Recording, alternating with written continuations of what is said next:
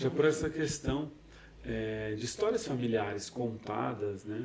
É algo que, ao mesmo tempo, em termos de base familiar, é um trauma, né? Sim, e eles precisam, assim, eu vejo muito isso acontecendo.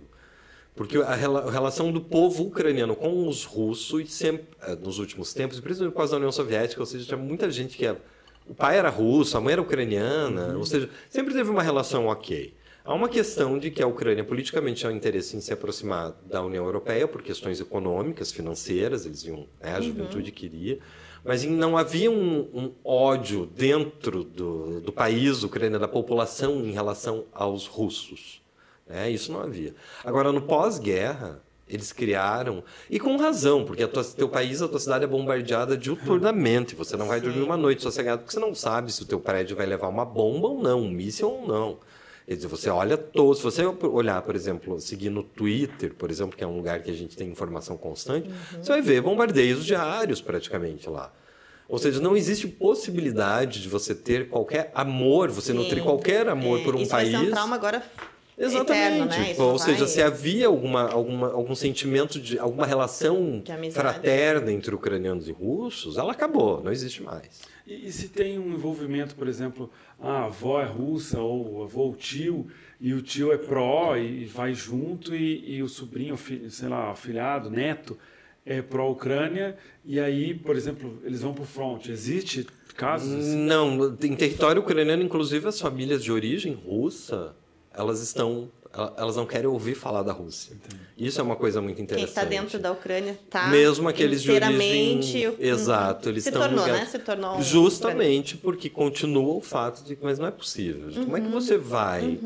Às vezes eu ouço as pessoas, mas não chegam num acordo. Como é que você vai negociar com um vizinho que manda míssil para a tua cabeça todo dia, gente? É muito difícil essa negociação. É muito difícil. É muito difícil fazer o próprio povo ucraniano aceitar uma negociação, uma trégua. Acho que a partir do momento que você também está dentro do país, você se torna pátrio, né? Exato. Assim, você vai defender o que é teu, porque você está ali. Você não tem como. E aí, por exemplo, você vê... Aí, qual é a garantia que a Rússia vai me dar de que, ok, é isso. Então eu vou ceder essa parte do território para vocês e vocês vão me deixar em paz? Não tem como confiar neles. A população não confia. Então isso é muito importante do brasileiro entender essa situação. Que é mais do que uma questão de direita, esquerda. É porque eu desafio um brasileiro a colocar o Putin na direita ou na esquerda, porque aquele ser é um ser tenebroso, a gente não consegue nem entender.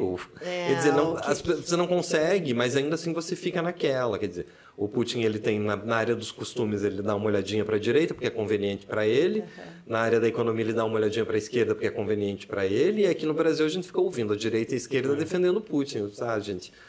E o próprio Zelensky, quer dizer, nem o Zelensky você pode enquadrar como um político de direita, se você olhar para ele. Enfim, mas há essa discussão que na Ucrânia, por exemplo, ninguém está discutindo direita e esquerda nesse momento.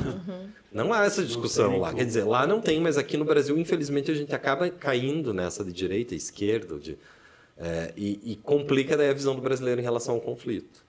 Não deveria nem ter uma opinião sobre isso, né? A gente não está inserido no contexto, não estamos passando por isso. O Brasil, inclusive, ele tem um histórico ótimo de nunca ter guerras, né? Exatamente. Então, que autonomia, que poder nós temos para falar sobre guerra em qualquer formato, né?